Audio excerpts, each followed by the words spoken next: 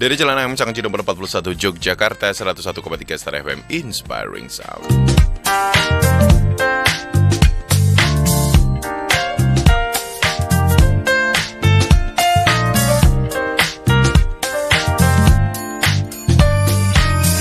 Halo, selamat malam Star Lovers. Malam Jumat ya. Malam Jumat halfway menuju ke ini ya, akhir tahun ya. Ini tinggal 15 hari sih. Tinggal 15 hari menuju ke akhir tahun nih. Persiapannya seperti apa nih Star Lovers? Yang pasti musimnya ini agak-agak galau juga karena kemarin awal November tuh sudah mulai hujan.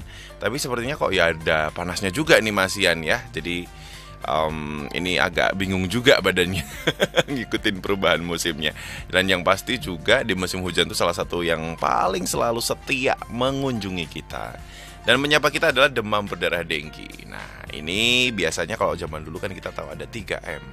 Itu di 3M itu sekarang kita ada plus-plusnya nih yang lagi happening.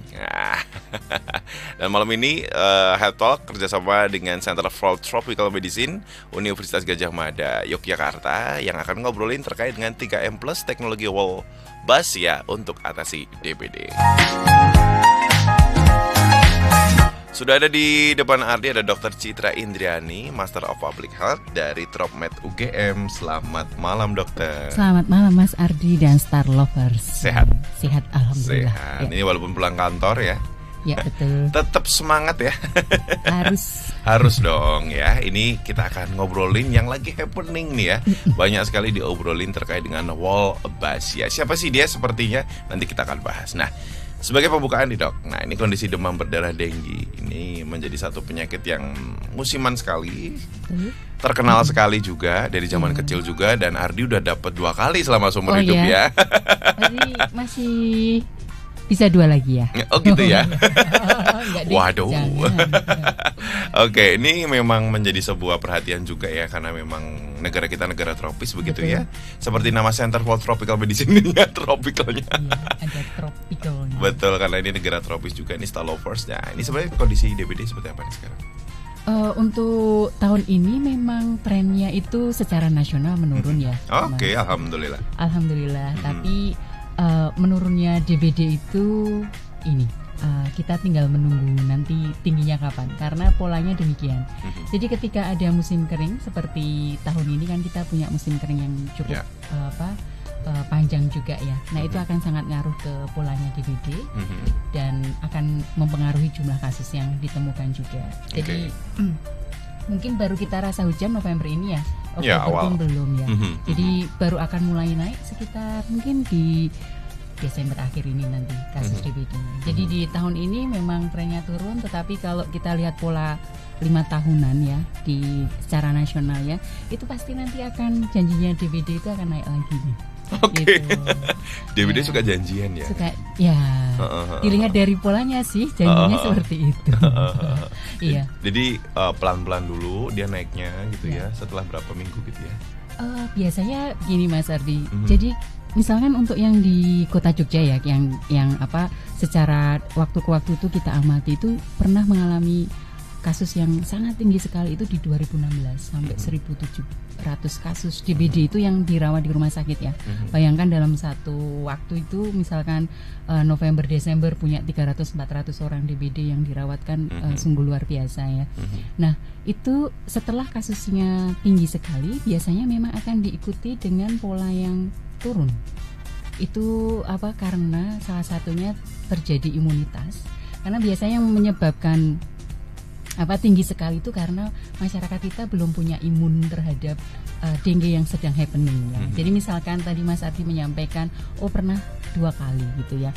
Tetapi kita belum terkena yang karena tipenya kan ada dengue virusnya ada 4 ya yang kita kenal saat ini. 1, 2, 3, 4. Jadi kalau sudah pernah yang mengalami yang 1, 2 berarti dia belum punya imun untuk yang 3, 4. Gitu. Jadi kalau pada saat itu yang paling tinggi itu adalah misalkan 1, 3 ya, yang paling banyak menginfeksi. Nah kemudian sebagian besar orang akan imun karena sudah banyak yang terinfeksi dan kemudian kasusnya akan turun pandai betul. Tapi kemudian selang beberapa waktu yang imun ini kan akan tergantikan ya. Entah itu ada mobilisasi orang masuk, kemudian ada anak-anak yang kemudian lahir, kemudian ada orang-orang yang belum imun baru masuk ke populasi. Jadi ketika nanti virusnya banyak orang yang tidak imun, ya nanti akan naik lagi kasusnya begitu. Jadi polanya demikian. Begitu. Jadi kalau bicara tentang jenis 1, 2, 3, 4 itu tadi itu sifatnya random ya dok? Atau memang daerah yang model kayak gini, ini yang 1, yang 2, atau karena karakteristik daripada environmentnya si nyamuk itu, apakah seperti itu? Misalnya yang jorok, yang ini, dia sukanya yang genangan nih, dia suka atau gitu atau gimana tuh? Sebetulnya 1, 2, 3, 4 itu kalau dari penelitian kita tuh ada semuanya Mas Ardi di Kota Jogja, dan sebagian besar di kabupaten endemis yang di Jogja itu 1, 2, 3, 4 itu memang ada semua. Ada semua. Makanya kemudian Indonesia disebut dengan negara hiperendemik dengue atau DBD. Karena 1, 2, 3, 4 semuanya ada di kita. Komplit. Tinggal tunggu waktu nih. Polanya 24 atau 1, 3 nanti yang baru happening begitu. Oh gitu. Iya. Nah itu yang kita nggak tahu nih kapan tuh yang sekarang tuh 1, 3 atau 2, 4 karena memang harus cek darahnya ya untuk tahu apakah dia terinfeksi yang 1, 3 yang sekarang baru banyak itu apa gitu. Tapi kami memang punya penelitian di tahun 2016 itu yang paling dominan adalah 1, 3 yang untuk tinggi-tingginya.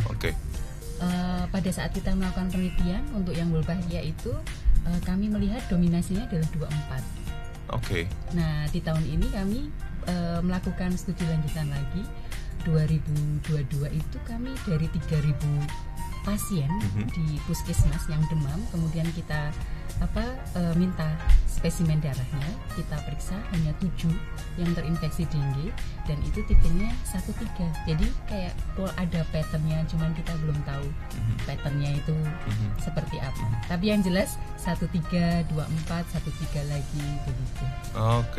Tapi juga belum ada semacam research atau reference yang mungkin kalau 1, 3 ini memang pasangan atau 2, 4 itu pasangan, belum ya? Belum sih.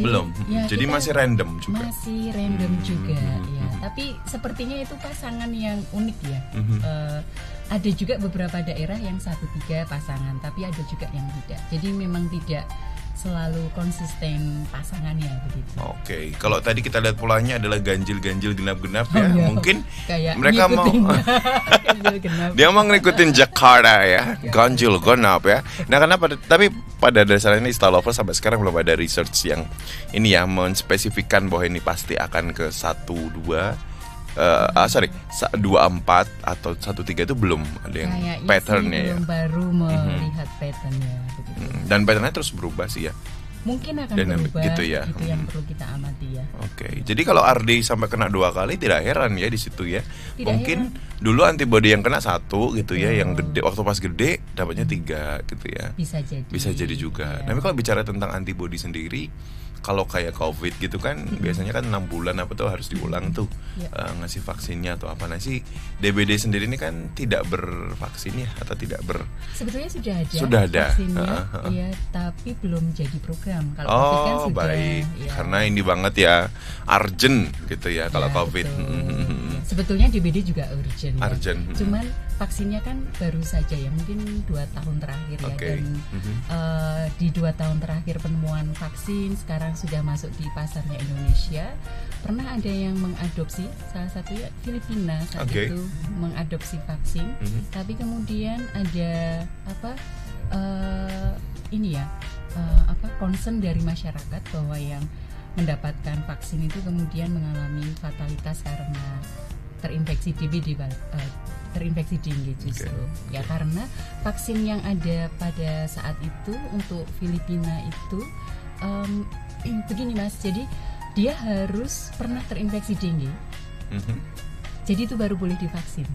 Jadi kalau yang belum pernah kena tidak boleh divaksin. Itu tidak dianjurkan karena justru kalau dia kena dengue itu fatalitas ya lebih parah itu. Jadi ada keterbatasan vaksin yang diproduksi saat itu. Tapi sekarang ada opsi vaksin yang kedua, ada dari Takeda. Jadi sekarang juga sudah dapat approval dari Badan POM, tapi memang belum masuk jadi program nasional. Gitu. Belum seperti COVID-19. Ya. Oke. Jadi apa ya, keberadaannya segala macam itu sendiri munculnya kalau bicara tentang antibody itu emang dia akan bertahan berapa lama sih, Dok? Misalnya kita sekarang kena infeksi gitu ya. Terus kemudian ada IG yang terdetek, itu nanti IG-nya masih it works nggak sih kalau misalnya udah beberapa tahun gitu? Karena kalau Ardi sendiri kemarin kan tetap mendetek ya, dia tuh kayak oh kamu pernah terinfeksi ya gitu, itu kayak kata, tapi itu IG-nya masih cukup it works sih ketika kita sudah bertahun-tahun. Kalau untuk dengue itu disampaikan masih akan bekerja, tapi bekerja secara spesifik, jadi nggak bisa kalau kenanya satu kemudian dia apakah work untuk 3, nah itu yang tidak, sehingga kemudian bisa terinfeksi untuk yang 3 tipe yang lain yang di luar dari 1 begitu. Nah kemudian mereka yang mengalami DBD itu pada saat ini diperkirakan karena mengalami infeksi sekunder. Oh baik. Jadi kemudian kalau riset kita yang di Kota Yogyakarta itu menunjukkan bahwa pada anak-anak usia 9-10 tahun itu sudah 70% bahkan sudah pernah terinfeksi 1, 2, 3, 4. Jadi kenapa DBD banyak sekali pada anak-anak? Ya karena di masa anak-anak itulah terpapar oleh semua tipe virus DBD, virus dengue begitu. Dan posibilitas untuk interaksinya besar ya. Betul. Terkait PHBS juga sih adik-adik ini ya, betul ya gitu ya. Baiklah, kalau kita berbicara mengenai Yogyakarta sendiri nih, kondisi Yogyakarta, apakah memang Yogyakarta ini juga salah satu provinsi dengan kasus yang banyak dulu di DBD itu? Dulu ya. Oh, oke. Primadona dong ya ini provinsi. Iya, provinsi dulu masih masuk di 10 besar ya. Maksudnya selalu ada di urutan 10 besar penyumbang kasus DBD secara nasional, dan kontribusi paling banyak itu adalah Kota Yogyakarta. Nah, tetapi pasca kita melakukan penelitian dengan teknologi Wolbachia, nah kemudian Kota Yogyakarta justru saat ini kontribusi sumbangan kasus DBD-nya paling rendah di satu provinsi. Oke. Sejak Wolbachia ini? Sejak Wolbachia ada di Kota Yogyakarta ya, diterapkan di Kota Yogyakarta. Dia mah jadi yang terendah. Jadi yang terendah. Oke, ini nyamuknya musuhan banget ya sama Wolbachia ya berarti ya. Sebetulnya nggak musuhan. Oh, ini nanti ceritanya Wolbachia nanti ya. Ini kita baru overview nih. Setelah Lovers berbicara tentang upaya untuk pengendalian DBD itu sendiri secara umum dulu. Nanti si bintang tamunya di sesi berikutnya. Nah, bicara mengenai upaya pengendalian. Ini kan yang happening juga 3M. Betul. Nah, itu masih it works juga nih sampai sekarang. 3M masih berjalan ya Mas Ardi, karena itu adalah pada saat ini masih jadi andalan. Oke. Karena tadi banyak inovasi yang diperlukan, dan sebelum inovasi itu ada, maka Badan Kesehatan Dunia pun mengandalkan pada 3M ini untuk pengendalian vektornya. Tetapi di dalam mengendalikan vektor ini kita butuh partisipasi masyarakat yang luar biasa, yang sebetulnya harus konsisten dari waktu ke waktu. Jadi ini di musim-musim seperti ini ya harus semua rumah, harus semuanya itu bergerak untuk melakukan pemberantasan sarang nyamuk. Misalnya Mas Ardi kita tetanggaan ya, saya PSN Mas Ardi enggak. Iya. Kan nyamuknya di tempat Mas Ardi. Bisa ke tempat saya juga. Betul. Itu satu rumah kalau ke-skip, kalau ternyata yang ke-skip adalah sarangnya juga heboh juga ya konsepnya. Iya.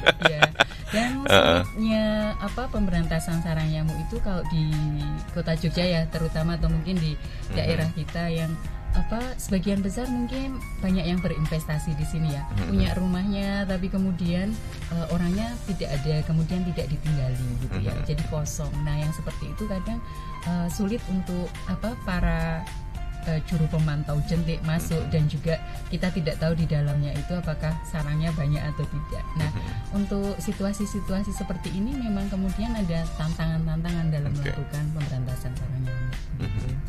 Dan kalau di Kota Jogja bahkan mereka mengidentifikasi tidak hanya bak mandi saja.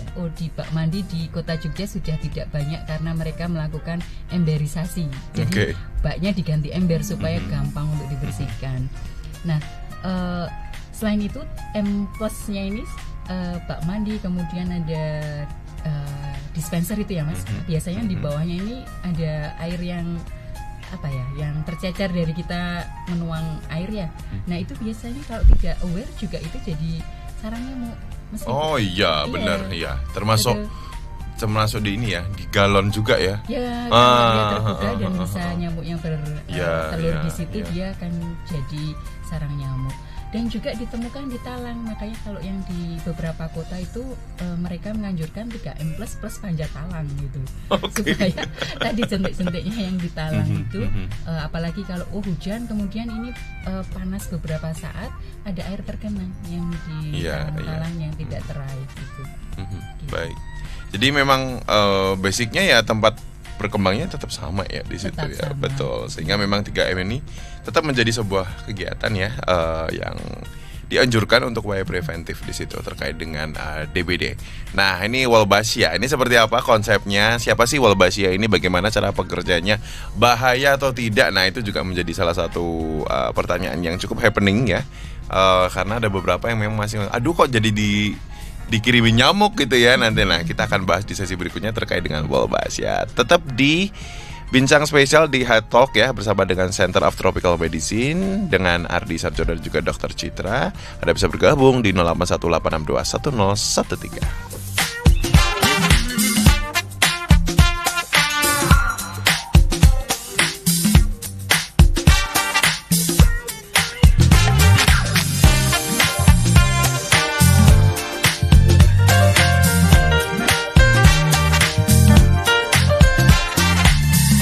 Masih bersama dengan Ardi dan juga Dr. Citra. Star Lovers masih berbicara tentang bagaimana pengendalian demam berdarah denggi 3M bersama dengan Wolbachia juga dan teknologi Wolbachia. Ini langsung kita bahas nih terkait dengan Wolbachia. Ini apa sih Wolbachia, Dok? Boleh? Apa itu Wolbachia? Kita kenalkan. Ya. Jadi Wolbachia itu sebetulnya nama bakteri, Mas Ardi dan Star Lovers. Jadi bakteri ini sebetulnya adalah bakteri alami yang ada di hampir 60% serangga ya. Termasuk di situ ada lalat buah, kupu-kupu, ngengat. Nah, jadi bakteri alami dan ini sudah ada di alam kita yang kemudian bakteri ini punya kapasitas alami ya. Ketika kemudian ada seorang peneliti, Profesor Scott O'Neill di Australia itu yang kemudian melihat bahwa bakteri Wolbachia yang ada di lalat buah itu bisa mengurangi usia lalat buah itu. Oke. Kemudian dia pikirkan kalau bakteri ini nanti diberikan pada nyamuk Aedes aegypti yang bisa menularkan virus dengue, itu kemudian bisa digunakan untuk mengurangi durasi hidupnya. Kan paling tidak ada 1 bulan ya. Kalau dia sudah terinfeksi hari ini, jadi mungkin dia masih punya 2-3 minggu untuk menginfeksi orang lain. Jadi kalau dikurangi masa hidupnya, perkiraannya bisa mengurangi durasi nyamuk tersebut untuk infeksius, menularkan infeksi dengue ke orang-orang. Nah, kemudian dia memasukkan bakteri Wolbachia ke dalam telur Aedes aegypti dan kemudian nyamuk tersebut kemudian diberikan virus. Dan ternyata ketika ada Wolbachia di dalam nyamuk Aedes aegypti itu umurnya tidak berubah, sama saja. Dan ketika ada virus di dalam tubuh nyamuk Aedes aegypti, justru yang kemudian temuan luar biasa itu adalah dia bisa menekan replikasi atau menekan dengan jumlah yang sangat luar biasa sehingga nyamuknya menjadi tidak infeksius, begitu. Jadi ini potensi ini yang kemudian menjadi satu inovasi untuk bisa digunakan untuk pengendalian DBD. Jadi ketika Wolbachia ini ada di tubuh nyamuk, dia bisa menekan virus dengue yang kalau dia menjadi vektor ya Aedes aegypti-nya ini harus ada jutaan kopi virus di dalam tubuh nyamuk supaya nyamuk tersebut menjadi infeksius atau bisa menularkan dengue ke orang lain. Nah, Wolbachia bekerja di sini menghambat virus untuk berlipat-lipat kali di dalam diri nyamuk itu, tubuh nyamuk. Betul. Dan kemudian Wolbachia ini tidak bisa tinggal atau tidak bisa hidup di luar dari sel inangnya. Jadi kalau dia keluar dari tubuh nyamuk Aedes aegypti-nya dia akan mati atau dari serangga yang lain pun dia akan mati, dan dia juga tidak bisa hidup di sel mamalia. Jadi CDC-nya Amerika menyampaikan, atau Kementerian Kesehatannya Amerika menyampaikan bahwa Wolbachia itu tidak bisa menyebabkan sakit pada manusia maupun pada hewan. Karena prinsipnya itu tadi, bahwa Wolbachia ini hanya bisa hidup di sel inangnya, yaitu sel serangga saja. Ketika dia keluar, dia tidak bisa. Nah, keamanan terkait dengan Wolbachia pada manusia pun sebetulnya kita sudah melakukan risetnya ya di tahun 2015. Saat itu di daerah Bantul, karena pada saat itu kami melepaskan Aedes aegypti berwolbachia dalam skala kecil. Sebetulnya tujuannya untuk melihat apakah nyamuk Aedes aegypti berwolbachia itu mampu atau tidak berkembang biak di populasi alami, di lingkungan alaminya. Dan ternyata kami membuktikan bahwa Aedes aegypti berwolbachia mampu untuk berkembang biak. Maksudnya apa? Mampu dia berkawin dengan nyamuk-nyamuk yang ada di lingkungan. Nah,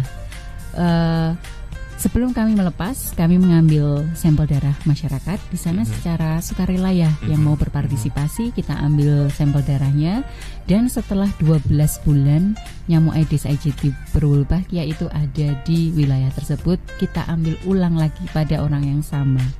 Kemudian kita lihat apakah ada antibodi terhadap Wolbachia sebelum dan setelahnya, dan kami mendapatkan bahwa tidak kami dapatkan adanya sinyal antibodi, yang artinya bahwa tidak ada paparan Wolbachia atau infeksi Wolbachia pada manusia. Oke. Jadi memang betul sesuai yang tadi disampaikan, bahwa memang si Wolbachia hanya berkembang di tubuh serangga. Oke, baik. Dan kalau tadi kan bayangan awamnya ini ya, itu kan disebar nyamuk, terus nyamuknya itu memerangi nyamuk yang lain. Enggak gitu tidak, konsepnya. Baik. Jadi konsepnya adalah tetap ada nyamuk Aedes aegypti. Jadi Aedes aegypti berwolbachia yang kami lepaskan ada jantan dan betina. Ya, dua-duanya. Jadi kalau yang betina berwolbachia kawin dengan jantan yang tidak berwolbachia, maka keturunannya semua akan ada Wolbachianya. Baik. Tapi tidak demikian kalau yang jantan berwolbachia kawin dengan betina yang tidak ada Wolbachianya. Betinanya bertelur, tetapi telurnya tidak menetas. Oke, baik. Jadi jantannya berwolbachia tadi. Jantannya berwolbachia. Ceweknya enggak. Tapi enggak jadi berkembang. Betul. Telurnya enggak bisa jadi individu baru. Betul. Tidak bisa telur doang. Dan tidak menetas. Dan ini yang kemudian mekanisme ini yang kemudian diterapkan di Singapura. Jadi ada dua metode penggunaan Wolbachia, tujuannya berbeda. Yang satu untuk mengurangi populasi tadi, karena dilepas jantan saja dalam jumlah yang besar. Kemudian tadi telur-telurnya tidak bisa menetas, sehingga bisa menurunkan jumlah populasi nyamuk yang ada di lingkungan. Itu yang dikerjakan di Singapura. Kalau yang di Indonesia kita lepaskan dua-duanya, karena tujuannya adalah untuk memberikan Wolbachia di populasi nyamuk yang ada di alam. Karena tadi fungsi dia punya kapasitas untuk blocking virus. Jadi menurunkan kapasitas vektor untuk menularkan, sehingga tidak ada saling tular karena nyamuk Aedes aegypti ini. Gitu. Kalau dibalik tadi gimana tuh, Dok? Kalau yang ceweknya terus cowoknya tidak berwolbachia, semua telurnya akan mengandung Wolbachia. Dan menetas dan mengandung berkembang Wolbachia. Tapi mengandung Wolbachia. Artinya menjadi individu baru yang nanti akan semakin banyak berwolbachia di situ. Entah itu cewek, cowok gitu ya modelnya. Oke.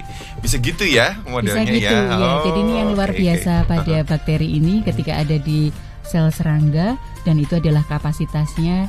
Jadi dimungkinkan untuk memberikan Wolbachia di populasi nyamuk Aedes aegypti. Jadi diturunkan dari generasi-generasi dan bisa bertahan. Dan sampai ini di Yogyakarta mungkin 8 tahun ya. Dan di daerah Sleman 22 Januari tahun depan ini 10 tahunnya. Jadi sudah 1 dekade dilepas di Kronggahan dan di Nogotirto. Kronggahan sini doang ya? Iya, itu sudah 10 tahun. Betul. Dan hasil monitoring kami yang terakhir ini masih on progress ya. Kita menunjukkan bahwa Wolbachia masih kita dapatkan dalam persentase yang tinggi di nyamuk Aedes aegypti yang kita tangkap. Artinya bahwa tadi menurunkan ke generasi berikutnya itu bisa bertahan dalam jangka yang panjang, dan itu yang sebetulnya salah satu inovasi yang ditunggu-tunggu, apakah kemampuannya itu bisa bertahan dalam waktu yang cukup panjang. Oke, ini keren banget sih ya dengernya. Dan yang jadi penasaran juga Ardi, ini ada juga yang bertanya, ada Indah di Taman Siswa. Itu pertama kali dulu Wolbachia masuk ke nyamuk pertama kali itu gimana konsepnya? Jadi mungkin awal kali mbok-mbokan yang cimbok banget, oma-opanya. Awal-awalnya adalah memang disuntikkan. Nah, proses itu memang ada di Australia. Oke. Membutuhkan upaya yang sangat luar biasa dan bertahun-tahun sehingga bisa berhasil menyuntikkan bakteri Wolbachia ini masuk ke dalam telur nyamuk. Telur nyamuk. Iya. Jadi upaya yang mungkin sudah puluhan tahun dan angka keberhasilannya sangat rendah. Dengan cara mikroinjeksi. Jadi kalau Mas Ardi tahu kita disuntik ya, tapi itu jarumnya sangat halus sekali. Super halus Super tuh ya. halus. Karena kalau kemudian terlalu kasar atau kemudian kita lewat timingnya itu diceritakan oleh yang kolega yang ada di Australia itu bahwa telurnya akan pecah juga. Jadi bagaimana sangat berhati-hati sekali, tingkat keberhasilannya sangat rendah dengan teknik injeksi mikro tersebut. Nah, kemudian setelah telurnya tersebut ada bakteri Wolbachia-nya berhasil, kemudian kita bawa ke Yogyakarta. Jadi yang berhasil itu kita bawa ke Yogyakarta. Jadi itu adalah awal mulanya, dan juga pada saat itu fase riset, semua kebutuhan untuk pengiriman atau membawa telur nyamuk dari Australia ke Indonesia pun sudah kita patuhi segala rule-nya ya. Karena pada saat itu memang kita sebagai peneliti memang harus hati-hati sekali menjaga semua legal atau regulasi-regulasi yang ada harus kita patuhinya.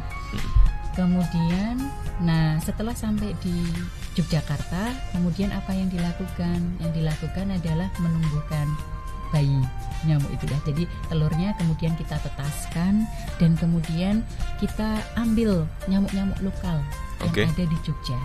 Akamsi ya. Betul.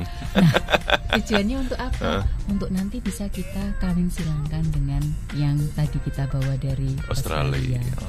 Untuk apa? Untuk tadi menyamakan karakteristik dari nyamuk tersebut supaya menjadi berkarakteristik orang Jogja gitu, atau nyamuk Jogja gitu. Jadi sudah sekian generasi kemudian kita kawin silangkan, kita identifikasi kesamaan karakteristik genetik nyamuk tersebut. Ketika sudah ini sama, nah kemudian baru kita gunakan untuk melepaskan di skala terbatas Mojokerto, Rogahan, Jomblangan, dan Singosaren. Gitu. Menarik, ini panjang banget ya dok? Panjang banget, 12 tahun. 12 tahun. Dan anyway, sebenarnya tentang program WMP ini ya, World Mosquito Program ini sebenarnya juga sudah lama Ardi cukup dengar gitu ya. Termasuk di dalamnya si Wolbachia ini. Dan memang baru akhir-akhir ini yang menjadi happening, ataupun mungkin baru di-up di media ya, atau seperti apa maksudnya, beberapa orang sudah mulai notice hal ini, tapi di akhir-akhir ini luar biasa happening ya si Wolbachia. Apakah memang ada waktu tertentu, range untuk akhirnya bisa se-happening sekarang, atau memang karena medianya aja yang sekarang lagi nge-up gitu? Mungkin karena ada disinformasi terkait dengan bahwa Wolbachia ini adalah bionik, kemudian ada arahan bahwa ini adalah akan mengancam negara genting karena ada Wolbachia. Mungkin happeningnya karena itu. Kemudian orang bertanya-tanya apakah apa ini Wolbachia. Kalau di Yogyakarta sendiri saya kira sudah kesekian kali ya kami menginformasikan. Kalau teman-teman media yang ada di Yogyakarta sudah sampai sangat familiar sekali terkait dengan Wolbachia ini, bagaimana teknologi ini, pertanyaan-pertanyaan mereka juga sudah dikonfirmasi. Tetapi tidak demikian dengan rakyat yang secara nasional yang mendapatkan informasi tersebut. Jadi saya kira itu yang menjadi titik di mana kemudian kok orang pengen tahu apa itu Wolbachia ya. Begitu. Nah, memang pada saat ini kita memang melakukan pilot project, kita namakan pilot project. Sebetulnya ini adalah pilot projectnya Kementerian Kesehatan terkait dengan penerapan teknologi Wolbachia ini untuk pengendalian DBD. Nah, kenapa namanya pilot project? Karena fase yang ada di Yogyakarta adalah fase riset yang kemudian kita implementasikan di 2 kabupaten ya. Pasca riset selesai, kemudian kita coba dalam mode yang bukan riset, tapi masih di Jogja. Kalau Jogja mungkin akan berbeda situasinya dengan yang ada di daerah lain ya. Karena di sini fasilitasnya sangat dekat dengan pabrik nyamuknya. Tapi kemudian pertanyaannya adalah kalau nanti dikerjakan di kabupaten lain yang endemis itu akan seperti apa? Jadi karena Kementerian Kesehatan kemudian mengadopsinya tapi tidak serta-merta, kita perlu tahu, kita perlu cobakan di 5 kota, Kupang, kemudian Bontang yang mewakili Indonesia bagian timur ya. Karena kan kita perlu mengirimkan telur ke sana. Nah, apakah kemudian ini semuanya bisa secara operasional bisa berhasil, hal apa saja yang harus kita pelajari, kemudian kita bisa tingkatkan untuk cost efisiennya. Iya, betul. Ya. Jadi itu sekarang yang sedang dikerjakan dan juga ada satu daerah itu adalah Bali. Nah, mungkin kalau kita melihat Bali ini yang awalnya kemudian ada disinformasi bahwa Wolbachia di sana disebarkan secara tidak sosialisasi atau dengan menginformasikan kepada masyarakat begitu. Jadi informasi yang tersampaikan pun juga mungkin setengah-setengah juga gitu ya. Bisa jadi seperti itu. Jadi ada beberapa hal yang merasa danger ya ini ya gitu ya. Terutama mereka yang belum pernah terpapar apa itu Wolbachia. Nanti dikiranya malah kayak ini kok malah nyebarin nyamuk Aedes aegypti nih gitu, padahal sebenarnya kan beda nih, speknya beda gitu ya, speknya di dalamnya. Pertanyaan itu sebetulnya juga muncul ya pada saat kita melakukan riset di Yogyakarta. Nah, kenapa sih kok inovasinya itu nyebar nyamuk, padahal yang ada sekarang saat ini adalah pemberantasan sarang nyamuk. Nyamuknya itu mau kita kurangi populasinya, kok ini adalah menyebarkan nyamuk. Jadi hal-hal seperti itu yang mungkin belum disampaikan secara luas ya, sehingga banyak sekali yang tadi ada informasi-informasi yang tidak tepat, yang mungkin kalau kami dari sisi pusat kedokteran tropis mungkin tidak bisa meraih semuanya. Dan saat itu kan yang paling happening dengan TikTok, sosial media. Nah, itu yang mungkin belum ada informasi yang tepat di sosial media tersebut. Iya sih, ini apalagi sekarang kan lagi kenceng-kencengnya ya sosmed ya. Ini terus berkembang dengan berbagai macam jenis kontennya gitu ya. Dan ya informasinya jadi cukup beragam. Bahkan beberapa isu terkait dengan Wolbachia sendiri juga mulai ke up nih. Beberapa kali ada di scroll di TikTok atau di Reels gitu, kadang muncul misalnya ada danger terkait dengan Japanese encephalitis. Nah, ini agak takut banget juga ya ini, apalagi kan kenanya di otak ya gitu ya. Terus kemudian ada juga LGBT. Kadang waktu pas baca apa korelasinya gitu ya, tapi mari kita mungkin bisa sedikit ngobrol terkait itu. Atau juga ada beberapa orang yang ngerasa pas waktu disebar belum izin atau seperti apa, atau bahkan juga ini isu agak semi politik nih, misalnya didanai oleh Bill Gates misalnya seperti itu, dan bertujuan untuk depopulasi dan sebagainya. Nah, ini agak-agak ya memang ya, apalagi informasi sekarang kan cepat banget. Betul. Gimana nih dokter menanggapi hal itu? Ya itu tadi. Kalau kita lihat memang informasi yang tidak tepat itu memang beredar dengan sangat luar biasa. Jadi itu kalau saya melihat ada potongan-potongan yang kemudian dicampurkan ya. Seperti misalkan ketika kami menyampaikan data terkait dengan grafik Aedes aegypti dengan culex. Apa ya pronunciation-nya? Culex ya, nyamuk culex ya. Itu kita memang mengamati bahwa ada satu masa di mana nyamuk Aedes aegypti yang kemudian meningkat, populasi Culex-nya yang agak turun. Nah itu kita amati sebelum, selama dan pasca Wolbachia dilepaskan. Dan memang masing-masing nyamuk itu punya pola yang berbeda. Dan Culex itu yang memang sudah ada sebelum kita melepaskan Wolbachia, Aedes aegypti Wolbachia di kota Jogja pun sudah kita amati, dan populasinya memang meningkat ketika tidak di musim hujan. Tapi berbeda ketika itu adalah Aedes aegypti. Jadi kemudian ketika grafiknya ini kok terlihat naik, kemudian dipahami sebagai pelepasan nyamuk Aedes aegypti itu meningkatkan Culex. Tapi tidak demikian sebetulnya. Di grafik itu kita menunjukkan bahwa sebelumnya pun sudah tinggi ketika di musim kering, dan kemudian setelahnya juga dan selama juga sama begitu.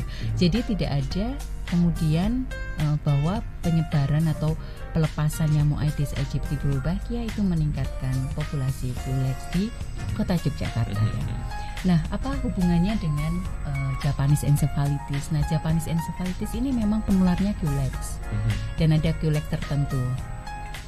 Saya agak lupa spesiesnya, tetapi spesies yang kita temukan di Yogyakarta itu yang Quincke fasciatus itu bukan merupakan penular filariasis. Japanese encephalitis. Maaf. Nah, dan kemudian ada satu informasi di Kulon Progo ada Japanese encephalitis, kemudian ini di sini Culex-nya naik. Nah ini kalau tidak dipahami secara menyeluruh memang kemudian bisa digabung-gabungkan ya. Dipuzzlein sendiri. Tapi agak maksa puzzle-nya ya. Itu. Nah Japanese encephalitis itu memang endemis di Bali. Ya. Dan di Kulon Progo memang kemarin ada informasi suspek, tapi ketika kita konfirmasi itu adalah belum terkonfirmasi sebagai Japanese encephalitis. Dan di Kulon Progo sendiri itu belum mendapatkan pelepasan Aedes aegypti Wolbachia. Jadi tidak, kalau kita pahami secara utuh ya pastinya di sana belum ada Aedes aegypti Wolbachia, kemudian di sana juga belum terkonfirmasi. Tapi kalau Bali saat ini memang endemis Japanese encephalitis atau yang radang otak tadi ya. Dan di sana saat ini belum ada pelepasan nyamuk Aedes Wolbachia. Dan juga sebetulnya tadi ya tidak bisa satu penyakit itu kemudian disebabkan oleh satu nyamuk semuanya menyebabkan penyakit, tidak. Masing-masing penyakit punya vektornya sendiri-sendiri dan masing-masing vektor punya ekosistemnya sendiri begitu. Jadi itu mungkin yang bisa saya sampaikan. Disinformasinya sangat luar biasa, tapi yang perlu kita pahami memang nyamuk Aedes aegypti Wolbachia ini tidak menyebabkan penyakit Japanese encephalitis. Nah, itu sudah diklarifikasi ya. Ini sumber yang terpercaya nih Star Lovers, jadi skip gitu ya. Jadi perlu dikonfirmasi, klarifikasi dulu. Kalau LGBT tadi jelas nggak ada hubungannya ya, Dok? Kalau LGBT tidak ada hubungannya, tapi kalau di ilmu serangga memang ada feminisme ya. Kemudian tadi bahwa tapi itu tidak ada, kalau menurut ahli serangga kami itu tidak terjadi di nyamuk Aedes aegypti.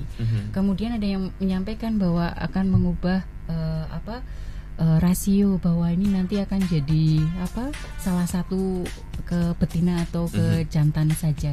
Itu juga tidak terjadi, rasionya tetap sama. Jadi yang jantan Wolbachia pun mau kawin dengan yang tidak Wolbachia, yang betina Wolbachia pun mau kawin dengan yang jantan tidak Wolbachia, dan hasilnya juga seimbang laki-laki dan perempuannya begitu. Jadi itu dikait-kaitkan, tetapi itu tidak benar begitu. Betul.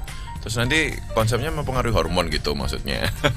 Kan nggak gitu juga ya, Dok ya. Ya, yang mereka pahami sepertinya demikian. Tetapi ya tadi kalau tidak dipahami secara utuh dan tidak mendapatkan informasi dari ahlinya atau sumber yang benar, maka ya tadi pemahamannya bisa sangat tidak sesuai ya. Ya, betul. Ini agak ekstrim sih ya, karena itu jauh banget tuh. Ini jauh banget itu ya. Kalau kita sekarang berbicara mengenai yang katanya nyebar nyamuk belum berizin nih dok, termasuk agak isu politik yang Bill Gates tadi. Ini gimana nih dok mencikapinya? Jadi salah satu kesuksesan teknologi atau penerapan teknologi ini adalah atas dukungan masyarakat. Jadi kalau disampaikan menyebarkan diam-diam, saya kira itu tidak tepat ya. Semua proses dijalani penyampaian kepada camat, lurah, bahkan tokoh-tokoh masyarakat itu kita yang di 5 kota atau bahkan yang di Yogyakarta itu terinformasikan terkait dengan berproses legal. Berproses, betul. Jadi kalau diam-diam itu saya kira nggak akan berhasil. Misalkan yang di kota Jogja dan juga di tempat-tempat lain itu kita libatkan kader, jadi kadernya juga tahu. Nah mungkin yang merasa diam-diam ini karena dia nggak pernah tidak pernah serawung Pak ya. Nah betul. kalau cara kaget gitu, ya. Kaget betul. Ada apa nih ya? Ya. Atau dia punya rumah di situ tapi kemudian tidak tinggal di situ, tiba-tiba kok ada seperti ini. Begitu. Nah kalau yang Bill Gates ya, jadi World Mosquito Program itu ada satu konsorsium dan yang di Jogja ini adalah namanya World Mosquito Program Yogyakarta. WMP itu sebagai satu konsorsium, dia mempunyai proyek di beberapa negara.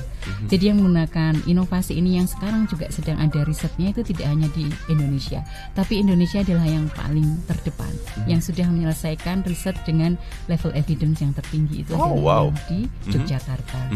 Nah, yang di Indonesia itu didanai oleh Filantropi Nasional Yayasan Tahiyya. Nah, sedangkan sebagai konsorsium untuk bisa menerapkan di riset atau melakukan riset di lain tempat perlu biaya dan pastinya ada mencari funder, funder ya. Nah itu salah satunya ada di Bill Gates yang kemudian memberikan dana untuk penerapan di negara yang lain gitu. Tapi apakah hanya Bill Gates? Tidak, ada yang lain juga, ada Wellcome Trust juga yang masuk begitu. Tapi kalau untuk yang di Yogyakarta yang mendanai adalah anak bangsa sendiri. Begitu.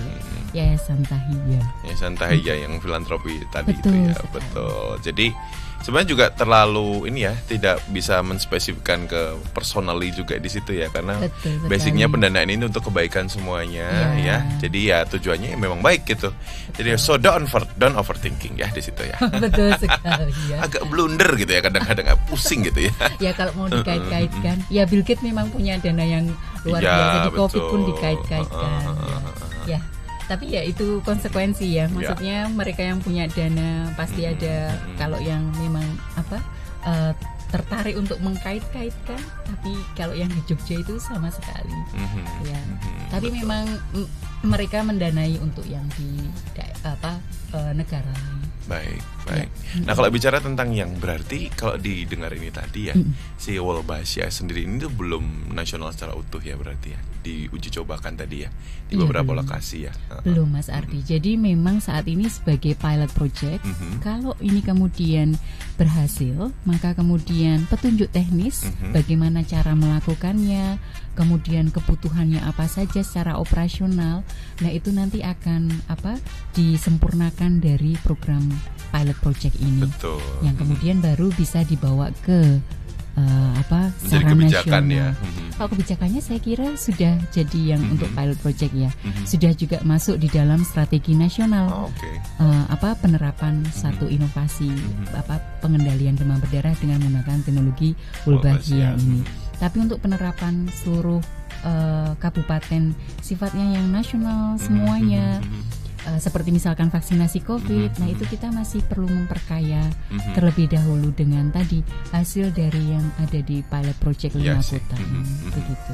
Jadi semakin kuat ya di situ ya. Semakin kuat di situ, semakin banyak belajar dan juga ada hal-hal yang secara operasional itu mungkin bisa kita kurangi atau mungkin harus kita kuatkan di sisi mana. Nah kita belajar dari yang 5 kota ini nanti. Setuju banget sih di situ ya, The Lovers ya. Dan yang pasti ini adalah sebuah temuan ya untuk kebaikan juga sebagai negara tropis. Betul sekali. Yang memiliki musiman ya, itu tadi demam berdarah dengue itu tadi, dan ini kita sambut baik semuanya. Yang pasti kementerian juga sudah mulai mengenalkan gitu ya, lewat berbagai macam platform gitu ya, dan sudah mulai masyarakat sudah mulai ada ini nih gitu ya, dan semuanya kita sambut baik untuk bisa pengembangan dan evidence-nya terus berkembang di sini. Betul sekali. Ada closing statement dok terkait dengan teknologi Walbahasia kepada masyarakat?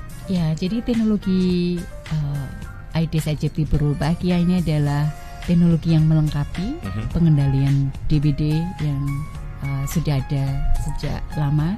Salah satunya adalah pemberantasan sarang nyamuk atau yang kita kenal sebagai 3M. Teknologi ini adalah aman baik untuk manusia maupun untuk hewan dan untuk lingkungan. Dan juga efikasinya atau kemanjurannya itu sudah terbukti. Jadi menurunkan angka infeksi dengue sebesar 77% dan juga rawat inap sebesar 86%. Gede banget ya dok ya. Betul. Dan juga di samping itu mengurangi kebutuhan untuk fogging sebesar 83%. Yang pada saat ini salah satu concern dari global itu adalah terkait dengan resistensi insektisida yang ke depan bisa menjadi ancaman, kemudian tidak bisa lagi mengendalikan dengan fogging ya. Betul. Ya, saya kira untuk menerapkannya salah satu hal yang perlu kita dapatkan adalah dukungan dari masyarakat. Selain juga dari dukungan dari stakeholder dan juga dari pemerintah ya. Jadi dukungan kuat dan juga masyarakat mendukung dan juga partisipasi mereka untuk mau membantu menjadi orang tua asuh ember sehingga program pilot itu bisa berhasil dengan baik atau implementasi Walbahagia bisa berjalan dengan baik. Begitu. Oke, yang pasti tanpa Anda nih Star Lovers dan juga masyarakat gitu ya, proyek ini nanti tidak akan bisa berjalan sebagaimana mestinya karena memang ini adalah communal disease juga yang melibatkan banyak orang gitu. Jadi orang tua asuh ember ya tadi ya. Betul. Orang tua asuh ember di situ dan aman kok ya, tadi sudah disampaikan aman. Jadi ini justru untuk buat kebaikan, apalagi tadi sudah disampaikan ngurangin fogging, ngurangin angka kesakitan juga gitu. Otomatis kalau kesakitan turun, kematian turun juga gitu ya. Terutama terkait dengan DBD gitu. Fogging apalagi ya nih yang daripada sering-sering kemelepekan gitu ya. Bangun-bangun gitu kadang udah ke fogging dan gitu. harus pagi-pagi banget. Iya, betul. Ini kalau nggak mau kayak gitu ya, yuk kita dukung program ini agar nanti DBD terus terkontrol di negara tropis kita. Terima kasih Dokter Citra. Terima kasih Mas Ardi. Obrolan yang luar biasa karena segala macam bentuk disinformasi dan juga mispersepsi tadi sudah dikonfirmasi dan diklarifikasi ini Star Lovers. Sekali lagi terima kasih dokter, dan itu tadi obrolan kita Star Lovers. Untuk Anda masih bersama dengan Ardi hingga pukul 10 malam nanti.